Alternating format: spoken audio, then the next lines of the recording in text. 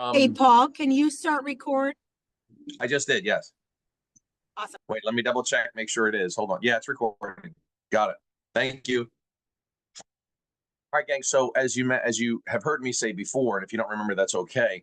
I do have an agenda. I do have a little lesson plan. I always like to follow something walking into these things. I'm always prepared. I normally have my yellow board up there and I'm drawing. Can't do it while I'm traveling, but nonetheless, my agenda is never more important than yours.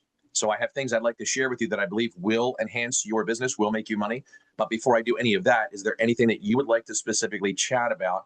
It could be a buyer interaction, a seller interaction. It could be a seller financing thing. We've been talking an awful lot about that lately. I've got several of those working right now, seller financed options, and the realtor is getting to make money with that. If there's a board of director interaction you like to review or chit chat about, we can do that. So I'm going to open it up to you guys and say, Paulie, based on what I've learned from you or Felicia or Corey or Gretchen or somewhere else or whatever, this is what I'm working on today. What are your thoughts about this? If you'd like to pick my brain, let's do that for a moment before I talk about some of the things I'd like to share. So I'm going to open it up to you guys. We work for you. Does anybody have a thought, a question at all? Wow. So there's nobody on this call that's doing any real estate, working with any other professionals.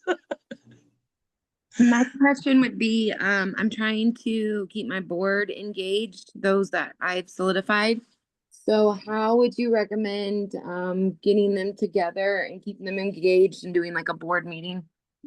Okay, so great question, Heather. And Heather and I started to work a little bit in the past month or so, helping her establish her footprint with this board of director concept I've been talking about for years and live by. Super long and short. I'm going to give you the end and then tell you how I did it, and maybe you can duplicate that. So the end is this.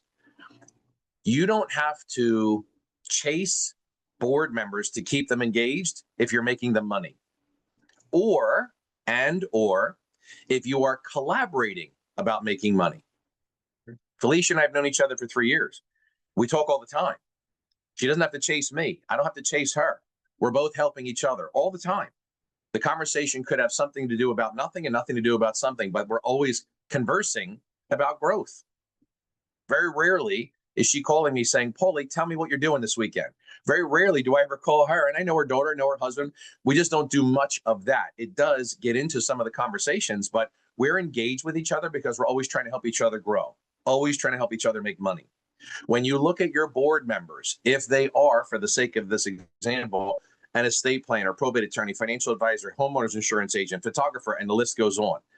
If you are making them money and they are not engaged with you, they're using you. Get away from them. They're not a partner at all. Treat this like a marriage. And again, if you're married or unmarried or divorced or whatever, the concept in the marriage is I have essentially died to myself. I've now in service to my marriage, to my wife, to my children, and I'm always in that mode, right? So as much as I am old school Catholic Italian, head of the household, what actually means is I'm the caboose of the train. I come last. My family always comes first. I operate my board of directors the same way. If you recall, the difference between being assertive and aggressive. Assertive and aggressive. You know me linguistic wise, I'm all nutty with this stuff, but here's what I found. There are some people that think I'm aggressive. I want you to understand the difference between the two from my perspective and adopt this to then implement to your bod so that you're not chasing them to keep them engaged. You're aggressive if you're asking for something and you've done nothing to warrant that.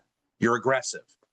You're assertive if you are implementing the rules of engagement. I've done this for you. You promised you would do this for me. I'm asserting the rules of engagement. There's a difference, gang. So I am not aggressive. I'm assertive. And that does push people away because you are now held accountable to your word. If you said you were going to do something, you're supposed to do something. Remember, in this bod thing that I've talked about and live by, it is much easier to lie to yourself than to others. We do it every day. I'm going to get in shape. I'm going to eat right. I'm going to do good things. I'm going to be healthy. We lie to ourselves all the time because there's nobody, we don't hold ourselves accountable. So it's always easier to lie to yourself than somebody else. Because when you lie to your board member, they now know you're lying. You're not honoring your word. So remember, when I do the whole board of directors concept, it is, I have contributed to the growth of your business, your bank account, and your family. You told me before that it makes sense that if somebody's going to contribute to your business, your bank account, and your family, that you would honor your word and reciprocate to the best of your ability. We're now at that point. So I've done my part. Are you going to do yours? If they run from that, they're not a board member, and I would not have given them anything.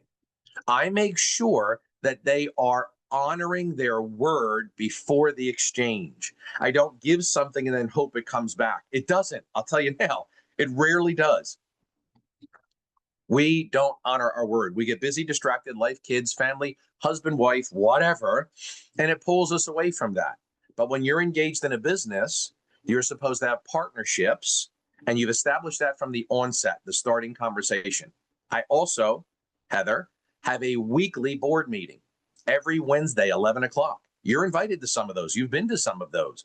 That's my board meeting. We're engaged all the time. I'm going to share with you what one of my board members has done. Again, before me, you guys are more important. But this is in line with what Heather's saying. So I have meetings every single week. Sometimes they can show, sometimes they can't. We're engaged during the week. They don't necessarily have to be there on a Wednesday. I have people that have been coming to those calls for over 7 years. Same Wednesday call, 11 o'clock. I think I've missed 2 in 7 years. So you have to have the commitment. In other words, keep in mind this, right? If you're looking for a phenomenal human being to be your partner, it's easy. Just be a phenomenal human being. You'll find naturally you'll attract the same thing. It's like a mirror. It's just like a mirror. So whatever it is that you're looking for, make sure that you are that. And then it's not a chase. It's not trying to keep them engaged. It shouldn't be that. It shouldn't be a struggle. It's a challenge because you're approaching them in a way you have not approached them before, and probably they've not been approached that way before. So please keep that in mind. Did that help at all, Heather? Yes, it did. Long-winded answer. So just make sure before you engage, and I say this all the time, I'm going to get married on the first date. Like, I actually believe I'm so good, not arrogantly speaking, this is a gift from God. I believe that what he's given me to present to you is so compelling that you will want to be partners with me in some capacity. If you do not, that's okay. It doesn't mean you're a bad person. It doesn't mean I'm a bad person. It just means we're not the right people for each other at this moment. Move on. I have nothing bad to say about you. It doesn't mean there's anything wrong with you. That's okay. There are some people that actually said, Paulie, you're a little much. Can you imagine that? I've said to them, gang, you know what? I'd rather be a little bit too much than a little bit too little. I'd rather be too much of something than not enough of something. So I'm okay with that. And I don't tone it down. I'm excited about what we have in front of us. And that should be a natural attractor. If it's not, it's okay. Doesn't mean there's anything wrong with that person. But if you have to keep chasing them to get them to adhere to their word, that's not your work husband or your work wife. They're not. Are you kidding me? They're not worth your time. Anybody else, anything? Think about it this way. And this is opposite of what we teach, but just think about the concept. If it doesn't serve you, it doesn't deserve you. If it doesn't serve you, it doesn't deserve you.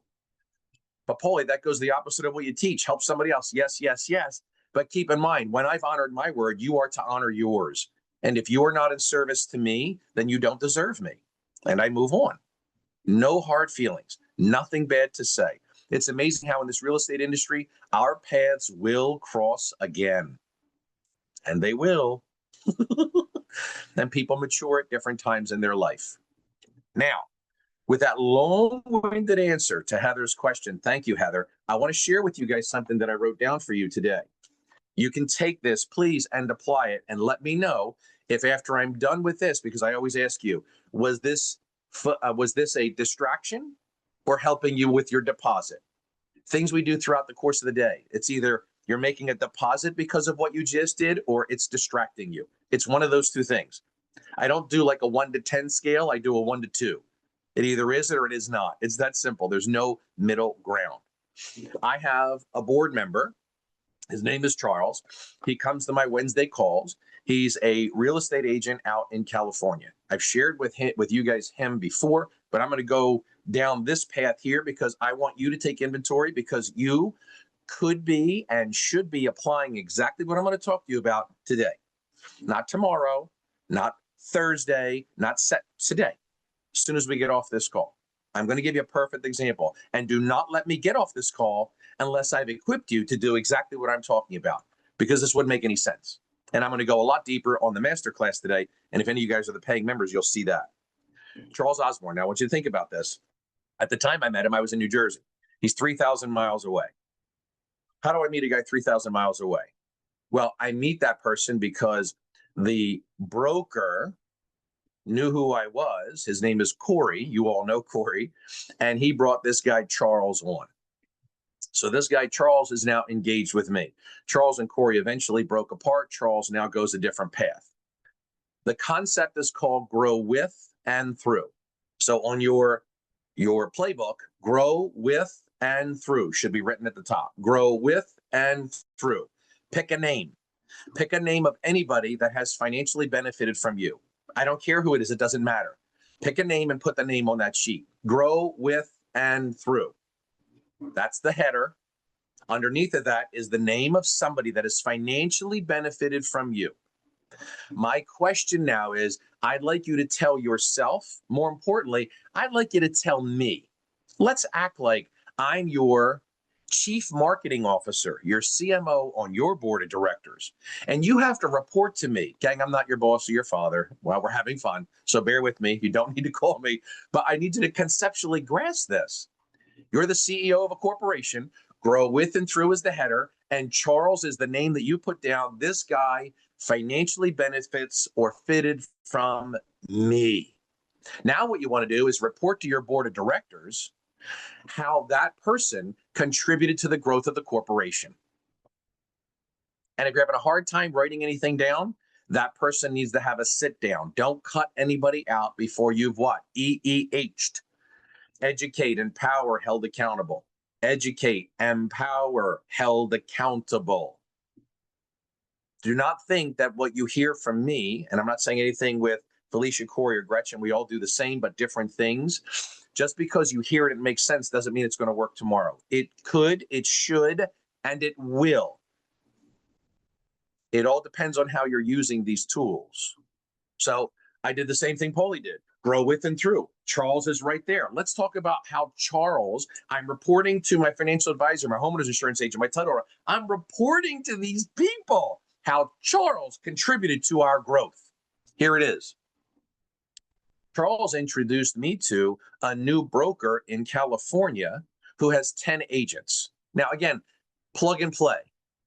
So as a mortgage guy, I need to meet real estate agents. I feed my family with mortgages. So Charles knows that. He's getting me in front of a broker. The broker essentially says to him, I already have an in-house lender. And Charles is like, no. You need to understand this guy's way more than that. He is going to contribute to the growth of the brokerage.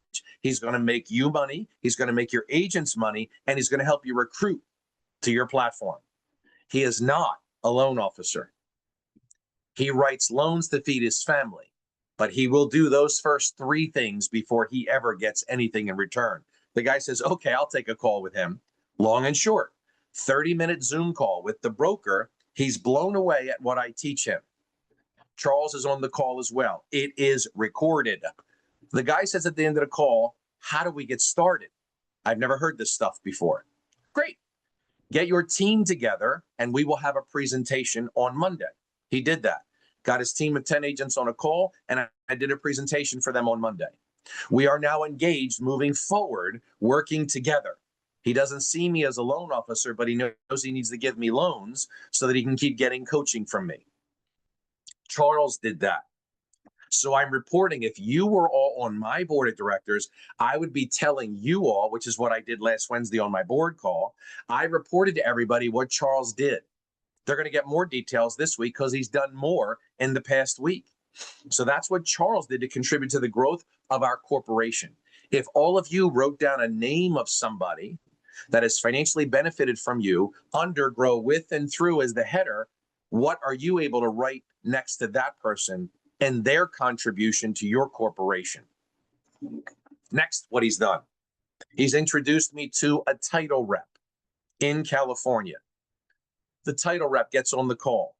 She's like, holy crap. Now they signed up and partnered with, I forget the biggest real estate trainer in the, he claims he's the biggest, oh shoot. His name escapes me. Tom Ferry. Tom Ferry. So thank you. Their title company engages with Tom Ferry, and they're a believer in what he teaches. I don't know what he teaches. I've never been to it. I've only heard from other people that have gone. Long and short, I said to her, so the 3 or 4 things that I've taught you that you were blown away about, you didn't learn from anybody else, nor did you hear it from Tom Ferry. I said, would it make sense that the owners of your title company, of which you are a shareholder, should hear what it is that I'm doing, because I can help you get more title orders with what I just taught you that you've never heard before in 36 years of being in title? She said yes. She took some of my videos and went to the other 2 owners of the company, and they're now setting up a meeting for me to do a presentation for them. This came from Charles, gang. I didn't do this. That title rep's 3,000 miles away. I didn't do it. I did do it, but I didn't do it. Charles did. Next thing he did, introduces me to a social media guru. The kid's 22 years old. I'm like, all right, 22 years old. He looks at my social media and he's like, okay, are you doing this? Are you doing this? Are you capturing that? No, no, no. He said, I can show you how to do that, and I can do it in less than 30 days. I'm like, what? Super long and short. I've now engaged with him. He also brought me a real estate agent. He also brought me a client looking to do a cash out refinance. Charles did that. Board of directors. Next, he brought me a buyer in California that wants to buy their first investment property. 800 credit score, ready to go. He brought me another buyer, makes $250,000 and wants to buy his first home. He's also now sitting with me, and we had this conversation yesterday, Sunday. He wants to launch a call center company, of which he's done for many, many years, knows it like the back of his hand, but he wants to bring in my linguistic education to the callers so that they improve their conversion rates. So we're now looking at launching that call center business together. My point is, if you are my board members and we're all working together, I just reported to you what one person has done for this corporation in 3 months. All of that in 3 months. So I don't need to keep looking for something I already have. I've told you guys this a dozen times. Why are you looking for something you already have? If somebody said to me, do you have any agents in California? I could honestly say no, but I'd be lying to myself, because through the efforts of many, I do. 3,000 miles away. Guess what I didn't have to do? I didn't have to go to lunch, didn't have to go to dinner, didn't have to go to breakfast, didn't have to network, didn't have to do a happy hour, didn't have to hang out with people I don't know and don't like, begging them for business. I didn't have to do any of that. So why should you? So what's the difference between you and I? The only difference is I'm applying what I'm teaching faster than you. That is the only difference. I'm not smarter. I don't have a higher IQ. I didn't get better SAT scores. I don't have a better degree. Gang, you know me. It took me 7 years to get a 4-year degree. I'm not smarter than you. I'm in a bigger hurry than you.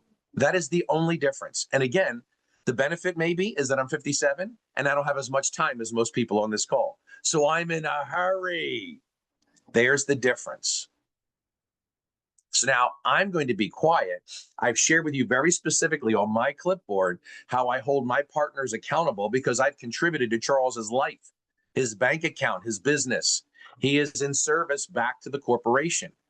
If he doesn't serve you, he doesn't deserve you. So now, is there anybody on this call that can share something very specifically? Let's assume that we are each other's board members. Is there somebody you can report like this back to your board, how they've contributed to the growth of the corporation? Think about that. And if not, let's talk about starting that immediately today. Why would we wait? So can I just give you all a little bit of a flip side of how doing it the old way could blow up in your face? So I will tell you that I had a colleague of mine who is on my board call Maine to tell me that they took out case managers and they did the old school way, going out to dinner. There was a group of 10 of them. It was split, the dinner was split up amongst 3 or 4 people, right? The partners at the law office looked at it, kicked it back to that marketer, and said, I'm not paying for this. It's coming out of your money. You all socialized. You had 4 bottles of wine. You all spent this much time at dinner. It went till 9 o'clock at night. We didn't get any business from it. You now are paying that $400 bill. You never Now, told me that story. I just found this out the other day. She called me up hysterical, crying that these people do give them business, and how could they accuse her of socializing? And I said, look at the bill. Look what you did. Do you think that they look at it that way? Everybody's in tough times right now. And so the reason why I'm bringing it up is folks who had $100,000 marketing budgets aren't spending them. They're scrutinizing everything. So if you did have the opportunity to Zoom with someone and got that much business out of them from a Zoom, that's a home run. People don't want to go and wine and dine them anymore, take them to the country clubs, go golfing. They just can't afford it.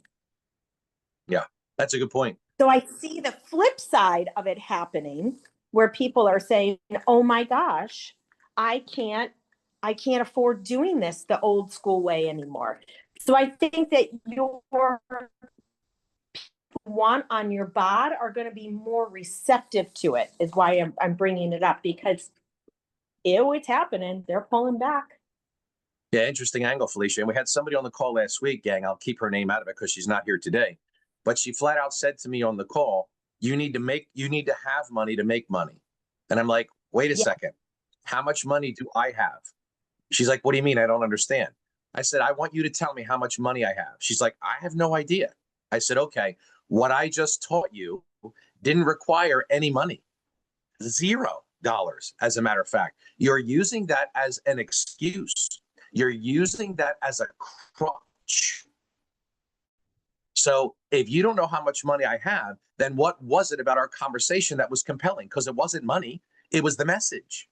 So to Felicia's point, the company, the person, the professional might even be very respectful that you don't want to go out and wine and dine and do all that kind of stuff because we're in a different financial situation than we were a year, 2 or 3 ago. How about you just being more efficient and not leaving your chair? I'm in a chair. I have like 9 coaching calls today from this chair, gang. I'm not saying don't network. Yes, network. I'm not saying don't go to lunch or a cup of coffee. Yes, if that's what you do, that's what you do. But be more efficient and more effective with what you're doing. And if I were going to sit down with somebody and pay $100 for their lunch or dinner, I would say to them, listen, here's the thought process. I'm very happy to wine and dine. I'm very happy to take you to my favorite restaurant. I'm very happy to do all of these things. Will you promise me this? If not only the meal, but the message is so empowering and I contribute to the growth of your business during this meal, do you promise to reciprocate that in like kind?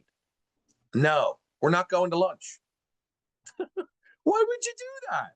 Why don't you present that up front? Well, if that sounds aggressive to you, you have to digest this. You're not in a position of confidence because I'd rather you be straight up. And if you're going to help me make money, I'm going to do my darndest to help you make money, but I'm not sure how to do it. So can you teach me? Yes, I'm going to EEH, educate, empower, and hold you accountable because I just did it for you. I teach this on a separate call. I believe there are components of confidence. I share with you those components. I help you implement those components because you just don't say, I'm going to have confidence today. It just doesn't work like that. There are components of confidence. And I've said this a million times, the more confident you are, the more compliant they are. People follow leaders, they don't follow followers. And that comes as part of your presentation. Any thoughts, gang? I know, Margie, you're doing a little bit of this board of directors stuff. I think we had a call like this 2 or 3 weeks ago, and I think you've done a great job. I gave you my 2 pennies for what they're worth with the financial advisor, I think. You didn't like the guy, if I remember correctly, but Does anybody have any thoughts, any questions? This call's for you. We listen to Heather in the beginning, and then I share with you my thoughts about reporting to each other.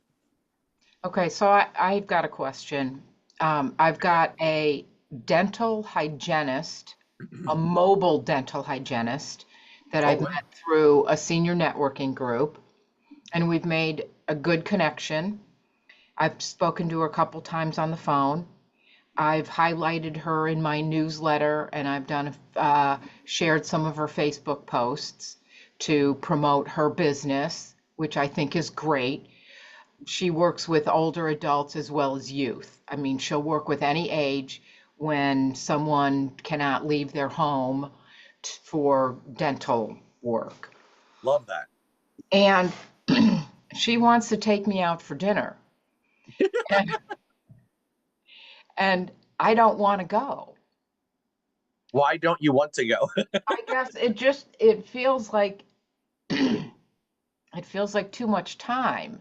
But it's sort of like I'm on the reverse side of this where I don't want someone else to take me out for dinner. I don't want this 3 or 4 hour event in order to build the business relationship.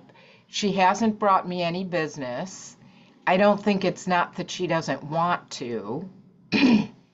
So I don't know. What's a mindset shift for this situation? So I love that. I think that's very interesting. I love that you said you don't want to go to lunch with her. I don't know if it's because you don't like her at the time or whatever, but think about this for a second. When you say she hasn't brought anything to you, you've done nothing but attempt to bring things to her. My question would be this, and from our private coaching, we'll get back to this and these guys get to hear it now. Have you done a client profile on her? Okay, that stare means you have not. Here's the thought process, gang. A client profile looks something like this. Remember, I don't, and I say remember, I apologize. I don't teach about asking for a referral. I use a different word. To me, it's not ask, it's give instruction. I don't ask, I give instruction. I don't ask, I give instruction. How can you possibly give instruction? Because I've given something to you already. You've benefited from me. I hold the leverage, not you. So I give instruction, I don't ask. That's the difference. Remember, I'm in a hurry and I'm assertive. So my question to Lynn is, if you've done all this in promotion of her, maybe at one of your events that you do at a senior community, maybe I have her parked in the parking lot. Does anybody need any dental work? Look, I brought my mobile girl with me here. Let's get some shine going on. I'm just giving you an example. But my point to you is this. Have you sat down with her and done an official client profile? Maybe the dinner that she's paying for could be the equivalent of the client profile, which looks like this. How many family members do you have? I'm going to do a broad stroke because we're coming up on 10:30. How many family members do you have? Brother, cousin, sister, aunt, uncle. Parents are still living. 6 people. I'm making this up, gang. 6 people. My question is, are any of those 6 people engaged to be married? Are any of those 6 people getting a divorce? Are any of those 6 people looking to buy a home? Looking to sell a home? Be very specific and pause with every question. Wait for the answer. If you know anybody that's looking to buy or sell a house, remember me. I sure will. Give me some of your cards. What are you kidding? That doesn't work. Be very specific. If I were to ask Linda, is your mom and dad still living? Linda would say yes. Is she in her own home or is she in a senior community? She would be able to answer that question. Is her estate and her affairs in order? She'd be able to answer that question. I'd be asking her very specific questions to get a specific response. The broad stroke of referral is a joke. It does you no service, but you feel like you've accomplished something because you asked for the referral. I don't ask for the referral. I'm asking specific questions that create an opportunity. I would also ask the dental hygienist, do you file tax returns? I do. Do you love your accountant? I don't know what that means. He's not even that handsome. I don't mean like that. Does that accountant send your dental company business? Does that accountant send you clients to get cleaning services like I do? No, he never did that. Why not? If we could teach your accountant, I mean, do all of his people have teeth? Did we ever take that survey? Do the clients you have teeth? I'm guessing they do. Wonderful. Do they ever go to the dentist? I would assume they will. Why is he sending you clients? In other words, this kind of conversation is what creates commerce. So don't just leave the blanket statement, she doesn't give me any clients. Did you teach her how? She doesn't know how. How many people do you clean a day? How many people sit in this dental chair a day? 10? So if you work full time, you're going to talk to 50 people this week. That's 200 this month. I'm not going to talk to 200 people, but you are. What do you get to know about people when they sit in the chair? I mean, I sat in your chair. You know I'm a real estate agent. You know I help seniors. Do you have other people that you clean teeth for that are seniors over the age of 65? How many of the percentage of 200 people you're going to sit with this month are senior citizens? Do they ever tell you where they live, what they're going through, experiences they're having with their children, their estate, their money? Do they ever talk about that stuff? Gang, you need to teach them how to be your employee. They don't know that. They weren't thinking like that. That is very intentional. They're only going to learn that from you. So if you sit back and say, why aren't you giving me any business? They're like, well, as soon as somebody asks me, I'll remember you. Nobody asked the dental hygienist, do you have a good realtor? You have to educate, empower, hold accountable.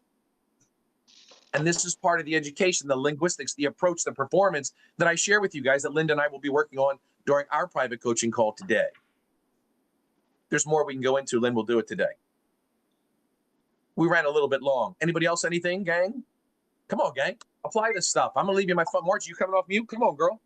Well, I'm just going to say that it's all fabulous stuff that you're giving here. And I am going to pay a visit to my board member that I question and maybe do a little bit of EEH with him and a client profile and work through that.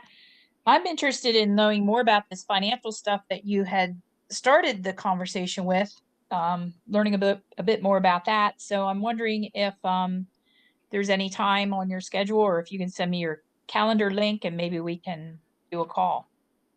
Margie, give me your number. 717-644-3812. 717-644-3812. Yep. I'll call you shortly, darling. All right. Thank you. Thank you, honey. God bless you guys. Have a great day. Let's apply what we're learning. Make some money. I'll see you next week. Bye, guys.